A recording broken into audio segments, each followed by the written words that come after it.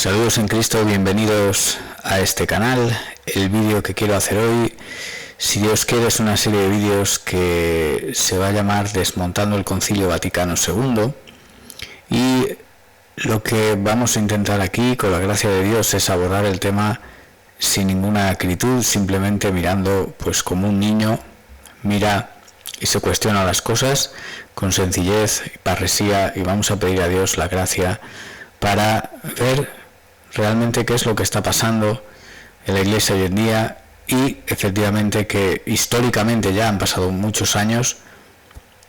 La crisis que vemos hoy en día tiene su punto de inflexión en este concilio, por lo tanto la lógica nos lleva a revisar los textos del concilio, textos que muchos críticos, incluso muchos que dicen apoyarse los textos de este concilio, pues ni siquiera se han leído, ¿no?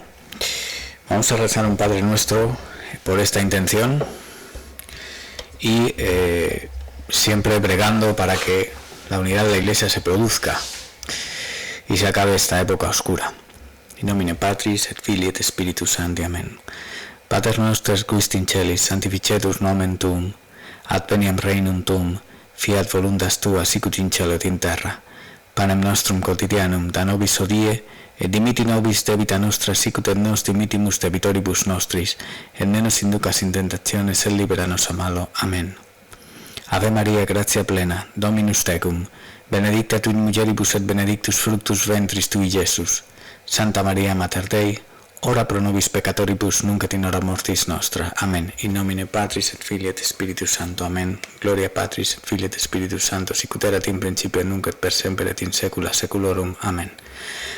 Bien, la página que estáis contemplando es la página web del Vaticano, y esta es una nota de la Congregación para la Doctrina de la Fe del año 2007, es decir, respuestas a algunas preguntas acerca de ciertos aspectos de la doctrina sobre la Iglesia. Fijaos, los concilios siempre se han dado para abordar cuestiones concretas, es decir, había una necesidad y tal necesidad representaba pues la oportunidad, la ocasión o el requerimiento de convocar un concilio para atajar esa necesidad. Siempre se ha atajado una necesidad.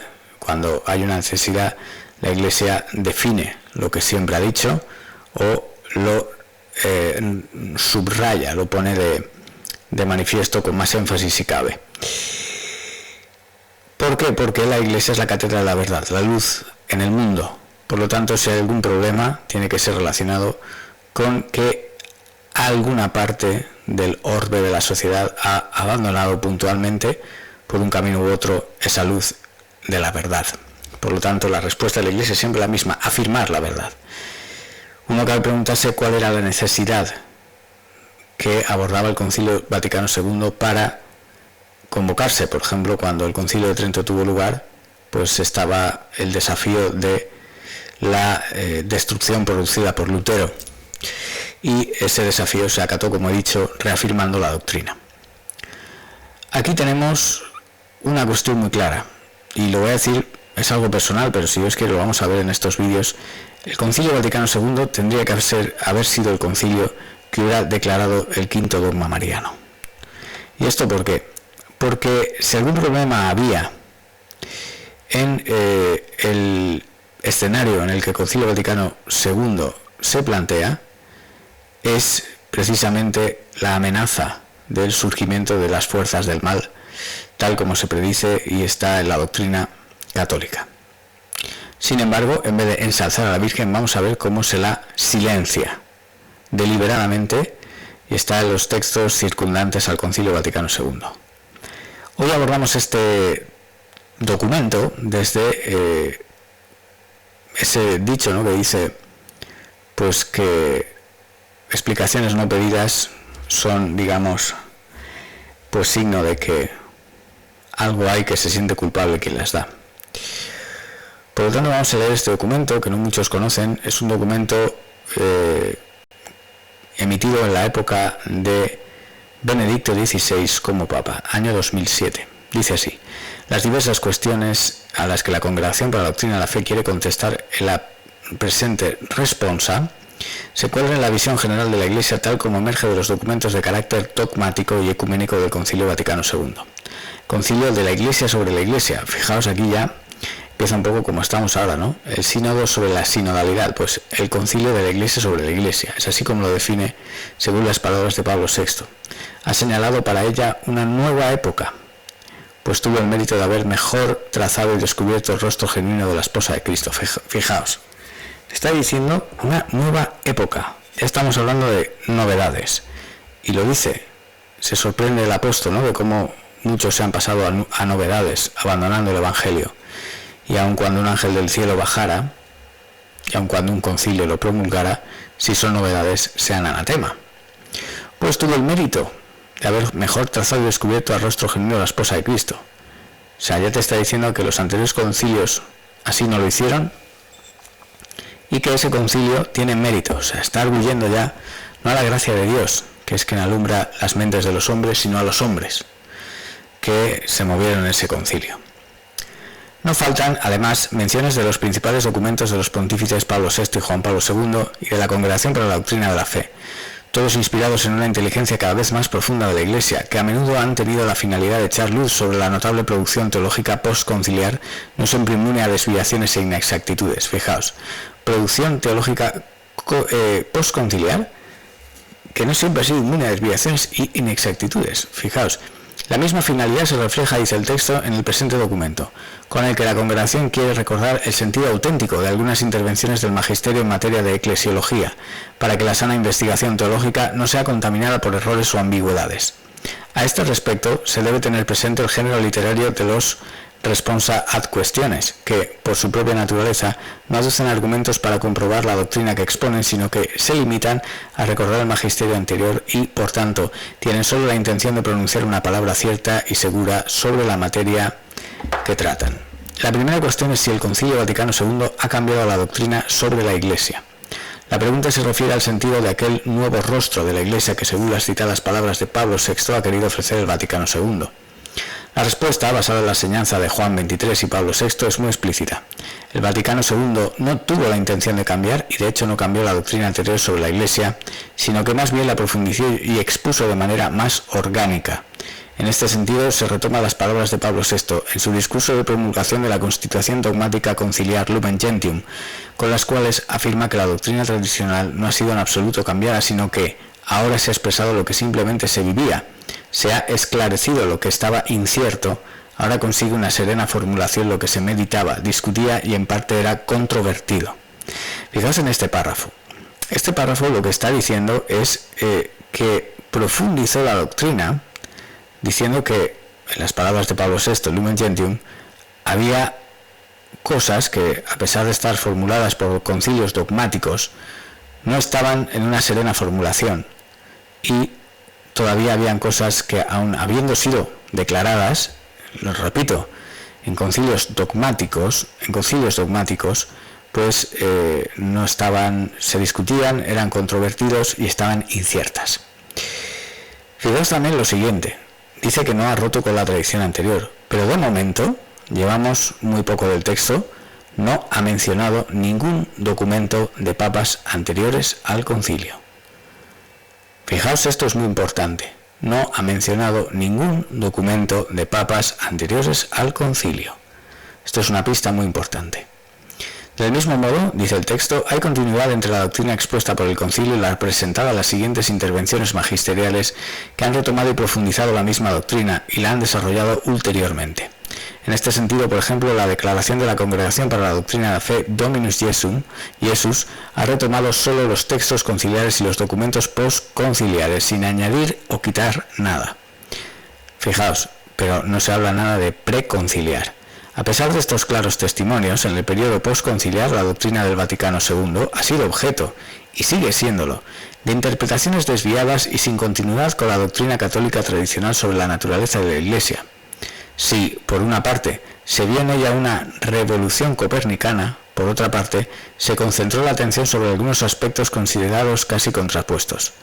En realidad, el Concilio Vaticano II tuvo la clara intención de unir y subordinar la reflexión sobre la Iglesia a la reflexión sobre Dios, proponiendo una eclesiología en sentido específicamente teológico. Sin embargo, la recepción del concilio ha descuidado con frecuencia esta característica para favorecer afirmaciones eclesiológicas individuales y concentrarse en algunas palabras de fácil recuerdo, favoreciendo lecturas unilaterales y parciales de la misma doctrina conciliar. Fijaos lo que dice aquí.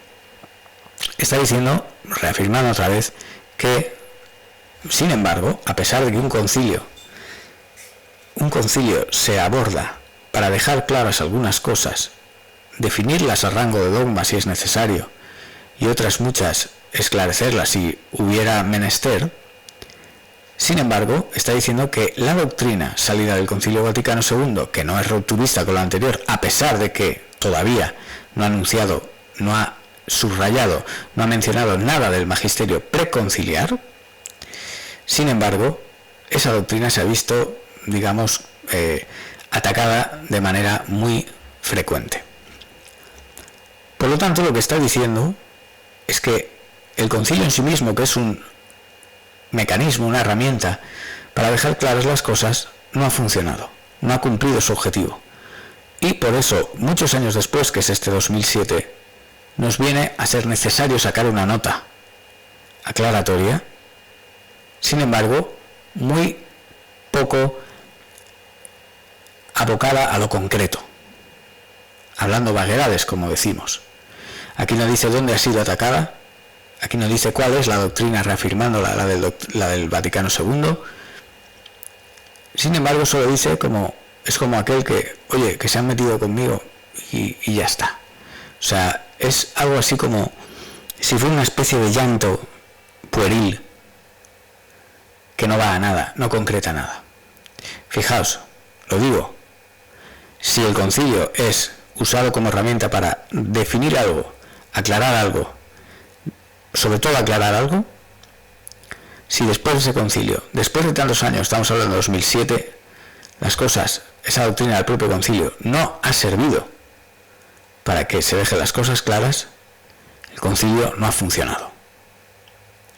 Por lo que atañe a la eclesiología de la Lumen Gentium, dice el texto, han quedado en la conciencia eclesial algunas palabras claves: la idea de pueblo de Dios, la colegialidad de los obispos como revalorización de su ministerio junto al primado del Papa, la toma de conciencia del significado de las iglesias particulares dentro de la Iglesia universal, la apertura ecuménica del concepto de Iglesia y a las otras religiones, en fin, la cuestión del estatuto específico de la Iglesia católica que se expresa en la fórmula según la cual la Iglesia, una, santa, católica y apostólica de que habla Cristo, subsistit en Ecclesia católica. Fijaos, este párrafo es muy grande, porque este párrafo resume los objetivos del Concilio Vaticano II. Los objetivos del Concilio Vaticano II no es responder a una crisis que se ha dado, porque no había una crisis como tal, desde luego no, para la cual dieron las soluciones que dieron. Podría haber una crisis, pero las soluciones que se dieron no eran para atajar esa crisis, al contrario. Y ese es el problema. Pero este párrafo resume muy bien. Fijaos, este texto está escrito en tiempos de Benedicto XVI, que es el gran, digamos, valedor de la interpretación del concilio en continuidad, como algo queriendo salvar los platos. Pero vamos a ver, si Dios quiere, cuando atajemos el tema del concilio, que esto no es posible hacerlo así, y de lo que se queja este propio texto, en una ingenuidad notable, es que la propia doctrina del concilio no ha sido interpretada correctamente. No. Lo que pasa es que el autor del texto, repito, en tiempos de Benedicto XVI, quien aplicaba ese parche de la interpretación en la continuidad, no se da cuenta que es el propio texto del concilio el que sirve de bisagra. Y recordemos cuál es la historia. En tiempos del Concilio Vaticano II, Benedicto XVI, entonces Joseph Ratzinger, era, por los testimonios que parece y los suyos propios, uno de los afiches clave del modernismo. Esto es así, es que yo aquí no quiero hacer campaña por unos por otros, quiero mirar los datos de frente para atajar esta crisis, porque cuando hay una infección, lo que hay que hacer es quitar la carne muerta, la carne podrida, atajar toda la hemorragia que se esté haciendo y dicha infección. Si no, vamos a seguir adoleciendo si creemos en cuentos inconclusos. Y aquellos que ven a Benedicto XVI como un bastión de la tradición, eso no es así. ¿Por qué? porque el Concilio Vaticano II no es un bastión de la tradición, y todos los papas que vinieron después de él, al defender este concilio como si fuera el único concilio vigente, cuando no debería ser así, pues caen en esa misma trampa. Sí, es verdad que otros van, como Francisco I, más al límite, otros quizás frenan más, pero cuando hay algo que permite varias velocidades, como estamos hablando, es porque ya no está dentro de la tradición, sino que es un elemento, un artefacto que permite la dicotomía de la modernidad entre radicales modernistas o progresistas y conservadores. Esa falsa dicotomía son las dos manos del diablo, que usa como trilero para tener a la sociedad entretenida, y en esas estamos en la Iglesia hoy en día. Cuando lo contrario a eso, a esos radicales progresistas, modernistas y conservadores, es la tradición. La tradición. Fijaos, el Concilio Vaticano, la idea del pueblo de Dios, como un actor clave que tiene participación activa dentro de los misterios, incluida la misa. Eso ya rompe con la teología anterior. La colegialidad de los obispos como realización de su ministerio junto al primado del Papa. Esto de la colegialidad de los obispos es como lo de las mujeres sacerdotes, ¿no?, que ha hecho ahora Francisco I. Lo que ha hecho ha sido nombrar a 3 mujeres que estén dentro del órgano de los obispos, no las va a hacer obispos, pero llega hasta donde le dejan, hasta lo más lejos que puede. Es como entrar corriendo y meterse hasta la cocina. Pues esto es lo mismo, la colegialidad de los obispos es lo que dice Francisco una y otra vez. Francisco no ha inventado nada, y en eso es verdad, y él mismo lo dice. Yo hice lo que los cardenales quisieron que se hiciera. Pues es verdad, es que ya está en el Concilio Vaticano II, que decida cada obispo. Ahora con lo del aborto, ¿no?, de Nancy Pelosi. Nancy Pelosi, su obispo, le ha dicho que no puede comulgar porque promueve el aborto y la cultura de la muerte. Sin embargo, cuando Francisco le ha preguntado, la respuesta que le ha dado es que se lo diga a su obispo. Pero esto no es de Francisco, esto es del Concilio Vaticano II, ¿vale? No cambia el primado del Papa, pero sube de nivel el tema de los obispos. Y así vemos como hoy en día pasa. Y esto no es fruto de Francisco I, esto es fruto del Concilio Vaticano II, que están actuando en cada conferencia episcopal de una manera, y en una se contradicen con otras, cosa imposible. La toma de conciencia del significado de las iglesias particulares dentro de la Iglesia universal. Fijaos en esto. El ecumenismo es la creación de la Iglesia universal, la Iglesia mundial, unión de todas las religiones, pero no en un acto de conversión de todos hacia Cristo, no, sino diciendo que la Iglesia universal es una cosa, y dentro de esa Iglesia universal están todas las religiones del universo, y dentro de ellas está la Iglesia de Cristo también. Pero no que la Iglesia de Cristo, con sus sacramentos, con sus dogmas, con el credo, es la Iglesia universal. No. Y esta es la clave y trampa del Concilio Vaticano II, una de muchas. La apertura ecuménica del concepto de Iglesia. Fijaos, la apertura ecuménica del concepto de Iglesia. El concepto de Iglesia, que ya de sí es católica, es decir, universal, más abierto no se puede estar, pero necesita aún así una apertura ecuménica. Y del concepto de Iglesia y las otras religiones. En fin, la cuestión del estatuto específico de la Iglesia Católica, que se expresa en la fórmula según la cual la Iglesia es una santa católica apostólica, de que habla el credo, subsiste en la Iglesia Católica, es decir, lo que dice el Concilio Vaticano en Nostra Aetate. La Iglesia de Cristo, que es la Iglesia que nosotros conocemos y vamos a misa con sus sacramentos, con su tal, subsiste dentro de la Iglesia Católica, pero ya no es la Iglesia Católica, sino que la Iglesia Católica es una amalgama de muchas religiones donde dentro de ella subsiste la Iglesia de Cristo con sus sacramentos, etcétera, como una forma más, si no la más perfecta, pero una más dentro de toda esta amalgama. Es decir, los que están esperando, no, es que Francisco va a hacer la unión de todas las religiones, eso ya está hecho en el Concilio Vaticano II. Algunas de estas afirmaciones, dice el texto, especialmente la que se refiere al estatuto específico de la Iglesia Católica con sus reflejos en campo ecuménico, constituyen las principales temáticas afrontadas por este documento de las sucesivas cuestiones. La segunda cuestión afronta el modo en el que hay que entender la afirmación según la cual la Iglesia de Cristo subsiste dentro de la Iglesia Católica. Cuando G. Phillips escribió que la expresión subsiste habría hecho correr ríos de tinta, probablemente no ha previsto que la discusión continuaría por tanto tiempo y con tanta intensidad, al punto de empujar a la Congregación para la Doctrina de la Fe a publicar presente documento. Fijaos, lo que está admitiendo la Congregación para la Doctrina de la Fe en este documento es que el Concilio Vaticano II es tan ambiguo que necesita que la Congregación de la Doctrina de la Fe saque un documento para intentar aclararlo. Eso es un signo de que el concilio ha fallado.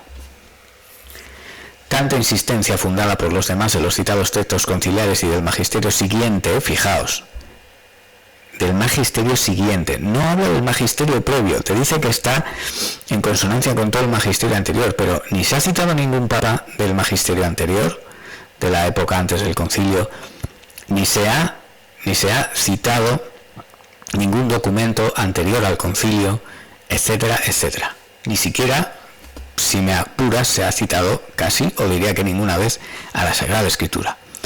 Refleja la preocupación de salvaguardar la unidad y la unicidad de la Iglesia, que sufriría menoscabos si se admitiera que pueden darse muchas subsistencias de la Iglesia fundada por Cristo, que esto es lo que he criticado.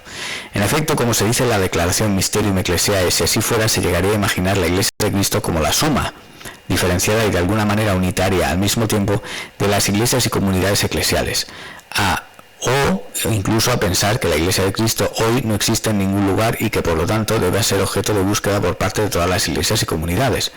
La única Iglesia de Cristo ya no existiría como una en la historia, o existiría solo de modo ideal, o sea infieri en una convergencia o reunificación futura de las muchas iglesias hermanas auspiciada y promovida por el diálogo. Aún más explícita es la notificación de la Congregación para la Doctrina de la Fe sobre un escrito de Leonardo Boff, según el cual la única Iglesia de Cristo podría también subsistir en otras iglesias cristianas. Al contrario, la puntualiza la notificación. El concilio había escogido la palabra subsistit precisamente para aclarar que existe una sola subsistencia de la verdadera Iglesia, mientras que fuera de la estructura visible existen solo elementa ecclesiae, los cuales, siendo elementos de la misma Iglesia, tienden y conducen a la Iglesia católica. Fijaos la excusa. Este es el problema que tenemos con el modernismo. Dentro del modernismo hay progresistas y conservadores. Esta nota de la Congregación para la Doctrina de la Fe es una nota emitida por unos conservadores criticando a los progresistas, pero para que os hagáis una idea, todo el conjunto de esta nota no deja de ser modernismo, es modernismo. ¿Por qué? Porque fíjate, critica a Leonardo Boff diciendo que sugiere que podría subsistir en otras iglesias distintas. Al contrario, el concilio había escogido la palabra subsistit, dice, para aclararlo, ¿no? O sea, Leonardo Boff es uno de los peores modernistas herejes que hay, pero él tiene razón en aplicar las frases del concilio así, porque dan a entender eso. Sin embargo, esta nota de la Congregación para la Doctrina de la Fe del año 2007 puntualiza y corrige a Boff de la siguiente manera. El concilio había escogido la palabra subsiste precisamente para aclarar que existe una sola subsistencia de la verdadera Iglesia, mientras que fuera de la estructura visible de la Iglesia existen solo elementos de la Iglesia, los cuales tienden y conducen a la Iglesia católica. Fijaos, lo que está diciendo como excusa a las herejías de Boff, que están sustentadas por la frase subsiste del Concilio Vaticano II, que es muy ambigua, igualmente está errada, porque está diciendo que fuera de la Iglesia hay elementos de la Iglesia también, que conducen a la Iglesia católica, como diciendo, las sectas protestantes tienen elementos de la Iglesia y tienden y conducen a la Iglesia católica, cuando sabemos que eso no es cierto. No es cierto. La tercera cuestión se refiere a la razón por la cual se usó la expresión subsiste y no el verbo es. Ha sido precisamente este cambio de terminología en la descripción de la relación entre la Iglesia de Cristo y de la Iglesia católica lo que ha dado lugar a las más variadas hilaciones, sobre todo en campo ecuménico. En realidad, los padres conciliares tuvieron la simple intención de reconocer la presencia de elementos eclesiales propios de la Iglesia de Cristo en las comunidades cristianas no católicas en cuanto a tales. Fijaos, quiero que seáis muy conscientes de esto, porque la restauración de la cristiandad depende en gran medida de que vosotros que estáis viendo este vídeo entendáis esto. El Concilio Vaticano II dice: la Iglesia de Cristo subsiste dentro de la Iglesia católica, cuando perfectamente podría haber elegido la verdadera y única frase, que es esta: la Iglesia de Cristo es la Iglesia católica. Esa es la doctrina de siempre. Sin embargo, la idea que quiere aplicar el Concilio Vaticano II, y aquí la Congregación para la Doctrina de la Fe te lo está diciendo, es que las sectas protestantes, no cristianas, etcétera, tienen elementos de la Iglesia, que no son la Iglesia, pero tienden a ella. Fijaos, esto es el modernismo, una tesis progresista y una tesis conservadora que no deja de ser progresismo. ¿Por qué? ¿Por qué digo esto? Olvidaos de los respetos humanos a Benedicto XVI, a Juan Pablo II, a Pablo VI, a quien sea. Esto es la verdad, esto es lo que hay, estos son los documentos que ellos han emitido. Y fijaos lo que dice aquí, está criticando a un progresista desde una perspectiva conservadora, pero las dos están dentro del modernismo. ¿Y cómo se demuestra esto? Porque en ningún momento del texto ha citado magisterio anterior al Concilio Vaticano II. Dice que el Concilio Vaticano II está en consonancia con todo el magisterio anterior, pero en ningún momento ha citado nada, ni papas, ni documentos, ni partes de la Escritura para decir cuál es el magisterio preconciliar. Solo se ha hablado de magisterio conciliar y posconciliar.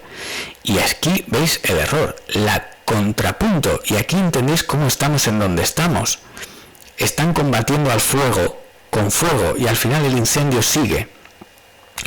Están intentando apagar el fuego del progresismo con el fuego del conservadurismo, pero todo es modernismo. Y lo estáis viendo aquí, o sea, la explicación que da es igualmente aterradora. Dice, en realidad los padres conciliares tuvieron la simple intención de reconocer la presencia de elementos eclesiales propios de la Iglesia de Cristo en las comunidades cristianas no católicas. O sea, estamos locos. Eso no lo ha dicho el magisterio anterior. En consecuencia, dice el texto, la identificación de la Iglesia de Cristo con la Iglesia católica no se puede entender como si fuera de la Iglesia católica hubiera un vacío eclesial. Fijaos la burrada, o sea, esto no está en el magisterio anterior. Dice, la identificación de la Iglesia de Cristo con la Iglesia católica no se puede entender como si fuera de la Iglesia católica hubiera un vacío eclesial.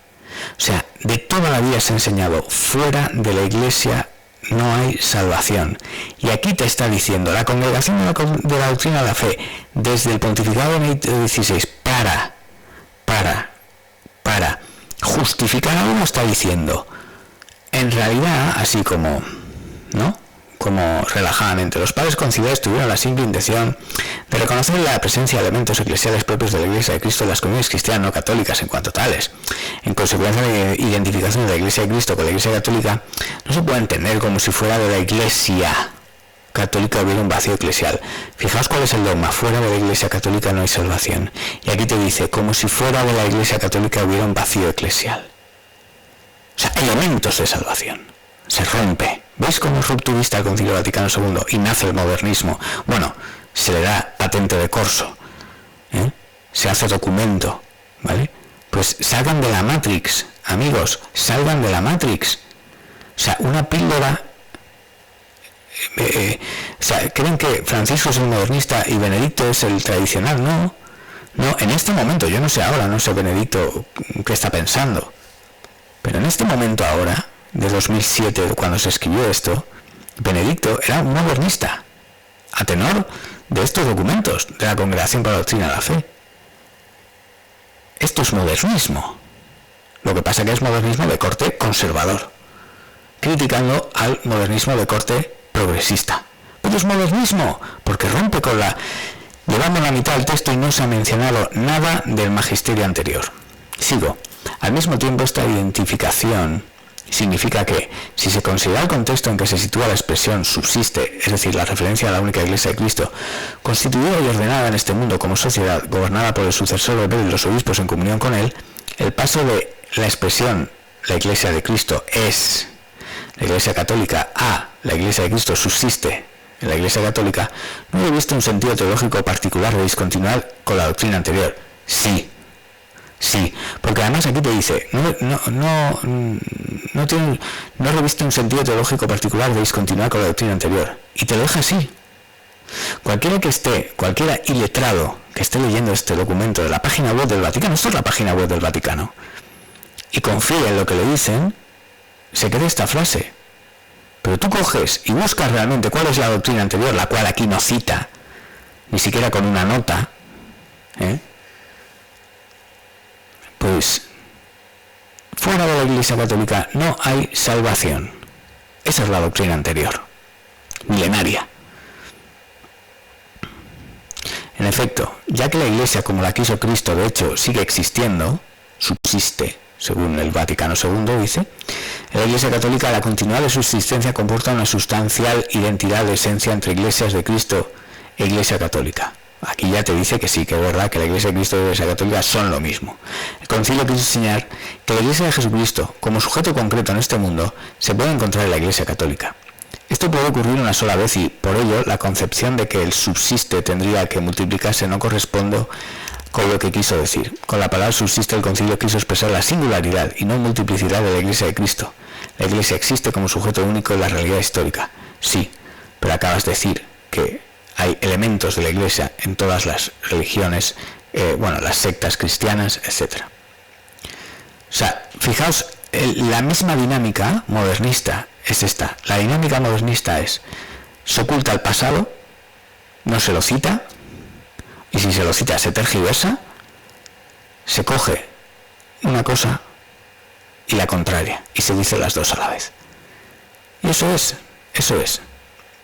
Porque aquí te dice, sí, la Iglesia de Cristo y la Iglesia Católica, sí, pero en el párrafo anterior te ha dicho, en consecuencia de la identificación de la Iglesia de Cristo con la Iglesia Católica no se puede entender como si fuera de la Iglesia hubiera un vacío eclesial. Entonces, ¿de qué estamos hablando? O sea, es terrorífico. Por consiguiente, la situación de la sustitución del verbo es con el verbo subsiste, contra tantas interpretaciones infundadas, no significa que la Iglesia Católica renuncie a su convicción de ser la única verdadera Iglesia de Cristo. Indica más bien una mayor apertura a las exigencias del ecumenismo. O sea, fijaos lo que está diciendo aquí. La Iglesia se tiene que abrir ante una exigencia del ecumenismo. O sea, ¿quién es el ecumenismo que tiene que obligar a la Iglesia a abrirse? A abrirse. Dice, se trata de reconocer el carácter de la dimensión realmente eclesiales de las comunidades cristianas que no están en plena comunión. O sea, lo voy a leer como se ha leído lo van a leer como se debería haber leído en la tradición, la cual aquí no cita en ningún comentario de papas anteriores o documentos. Lo voy a leer como tendría que ser. Se trata de reconocer el carácter y dimensión realmente eclesiales de las sectas herejes, a causa de los pluralementas sanctificaciones et veritatis presentes en ellas. En consecuencia, aunque la Iglesia sea solamente una y subsista en un único sujeto histórico, también fuera de este sujeto visible existen verdaderas realidades eclesiales. Esa no ha sido la enseñanza de la Iglesia nunca. La cuarta cuestión, que yo sepa, que venga alguien aquí y me ponga los comentarios. La cuarta cuestión se refiere a la razón por la cual el Concilio Vaticano II atribuyó el nombre de iglesias a las iglesias orientales que no están en plena comunión con la Iglesia Católica. A pesar de la afirmación explícita de que la Iglesia de Cristo subsiste en la Iglesia Católica, reconocer que también fuera de su organismo visible se encuentran muchos elementos de santificación y verdad, comporta admitir el carácter eclesial, aunque sea peculiar, de las iglesias o comunidades eclesiales no católicas. También ellas, en efecto, no están desprovistas de sentido y de valor, en cuanto que el Espíritu de Cristo no ha rehusado servirse de ellas como medios de salvación. ¿Qué os parece eso?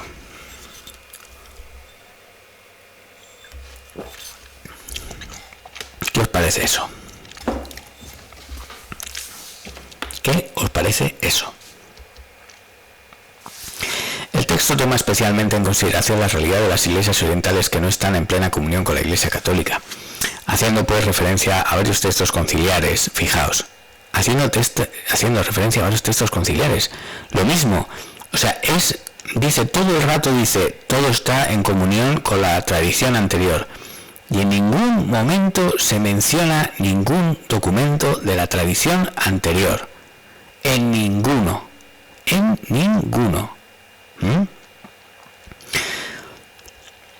El texto toma especialmente en consideración la realidad de las iglesias orientales que no están en plena comunión con la Iglesia Católica, haciendo por referencia a los textos conciliares. Les reconoce el título de iglesias particulares o locales y son llamadas iglesias hermanas de las iglesias particulares católicas. ¿Qué? ¿Por porque permanecen unidas a la Iglesia Católica a través de la sucesión apostólica y de la Eucaristía válidamente consagrada. Pero vamos a ver, hijo, Lutero también tenía la sucesión apostólica.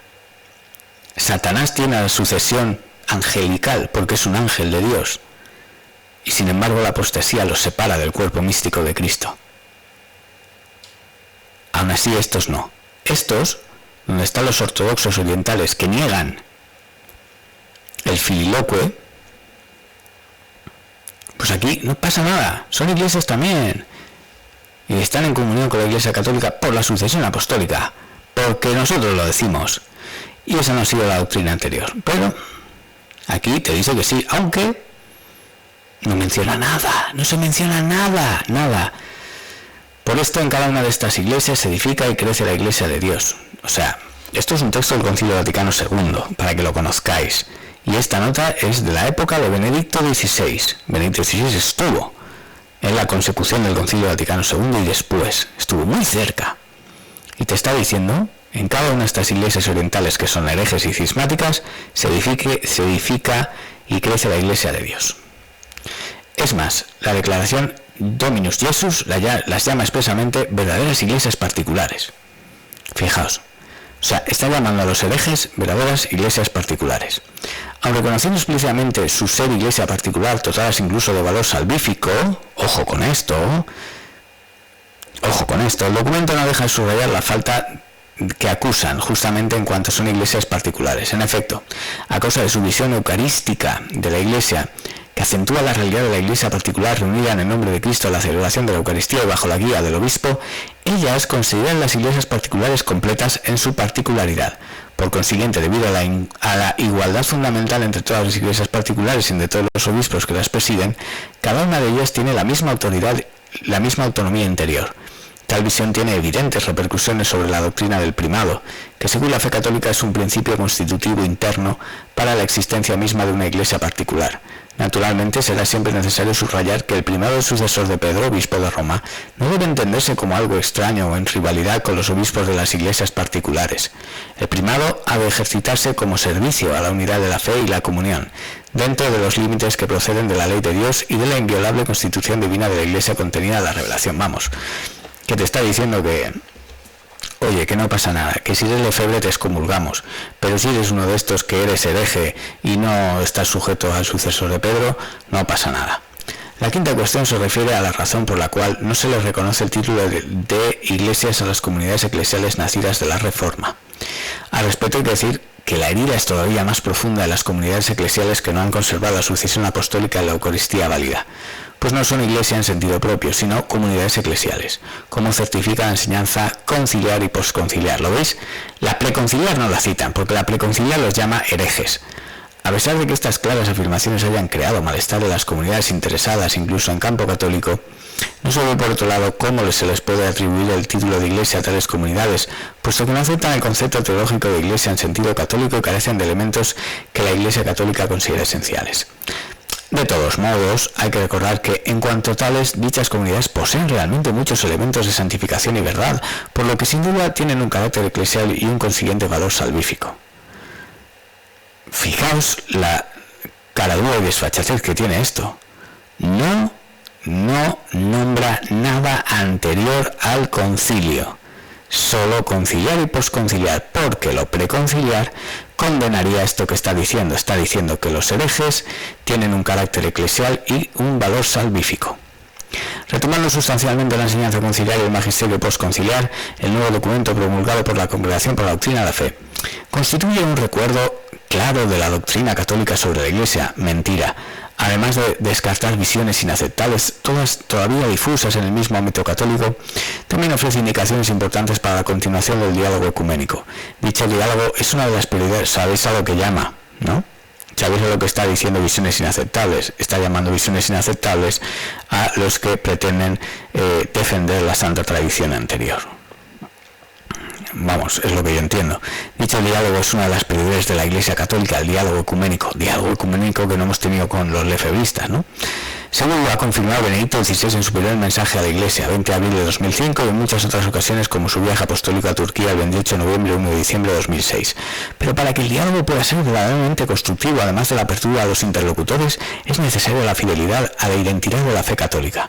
Solo así se podrá llegar a la unidad de todos los cristianos en un solo rebaño y un solo pastor, y sanear de esta forma la vida que aún impide a la Iglesia católica la realización plena de su universalidad en la historia.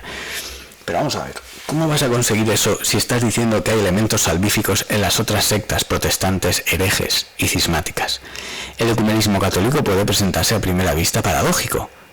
Con la expresión subsiste, el Concilio Vaticano II quiso armonizar dos afirmaciones doctrinales. Por un lado, que la Iglesia de Cristo, a pesar de las divisiones entre los cristianos, sigue existiendo plenamente solo la Iglesia católica.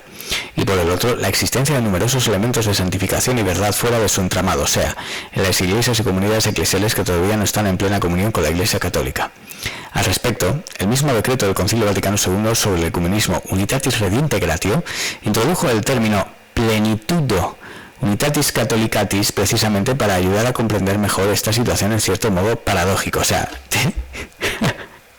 está diciendo que la doctrina puede ser paradójica cuando sabemos que la verdad se expresa sin ambigüedades, sin sarcasmo, sin doble sentido. Aunque la Iglesia católica tenga la plenitud de los medios de salvación, sin embargo, las divisiones de los cristianos impiden que la Iglesia lleve a efecto su propia plenitud de catolicidad en aquellos hijos que, estando verdaderamente incorporados a ellas por el bautismo, están sin embargo separados de su plena comunión. Fijaos, o sea, está diciendo que la Iglesia no puede hacer su propia misión para la cual tiene prometida la gracia. Y esto es porque hay hijos que están bautizados válidamente, pero están en sectas herejes y por lo tanto no pueden estar en la plena comunión. Pero eso no es por la Iglesia y su ineficacia, eso es porque ellos no se convierten. ¿Lo veis como pretende unir a todos, no? Está constantemente diciendo una cosa y la contraria. Se trata pues, porque dice eso, ¿no? Esto no significa que la Iglesia nos renuncie a su identidad y que todos tengamos que ser al final un solo pueblo, un solo pastor, etcétera, etcétera. Aquí ha nombrado a Juan. Bueno, por primera vez algo preconciliar. Pero sin embargo, luego te dice eso, que la Iglesia católica tiene la plenitud de los medios de salvación, sin embargo, impiden que la Iglesia lleve a efecto su propia plenitud de catolicidad, las divisiones de los hijos, ¿no? Oiga, la catolicidad es universalidad en tanto hay un católico en una punta del universo y otro en la otra. Esa es la universalidad, no porque los herejes no quieran convertirse. Y eso no es por ineficacia de la Iglesia, eso es porque ellos, con su voluntad libre, tapan la gracia de Dios. Por eso se les llama herejes y es tan grave el tema. Se trata pues de la plenitud de la Iglesia católica, que es ya actual, pero que tiene que crecer en los hermanos que no están en plena comunión con ella y en sus propios hijos, que son pecadores, hasta que el pueblo de Dios arribe gozoso a la total plenitud de la gloria eterna de la Jerusalén celestial. El progreso en la plenitud está arraigado en el dinamismo de la unión con Cristo. La unión con Cristo es al mismo tiempo unión con todos los demás a los que Él se entrega. No puedo tener a Cristo solo para mí, únicamente puedo pertenecerle en unión con todos los que son suyos o lo serán. No, oiga, son suyos. Ahora, lo serán, eso está a la de Dios, pero nosotros no lo sabemos. La comunión me hace salir de mí mismo porque entonces se cambia lo de murió por muchos o por todos. La comunión me hace salir de mí mismo para ir hacia Él y por tanto también hacia la unidad con todos los cristianos. Es decir, la unidad hacia todos los cristianos tiene que ser por la conversión. No podemos tener una unidad al modo Frankenstein, ¿vale? Tenemos que tratar a todos como si fueran susceptibles de convertirse, por supuesto, pero llamar a las cosas por su nombre. La Iglesia es la Iglesia a los que están conversos, bautizados, confirmados, etcétera.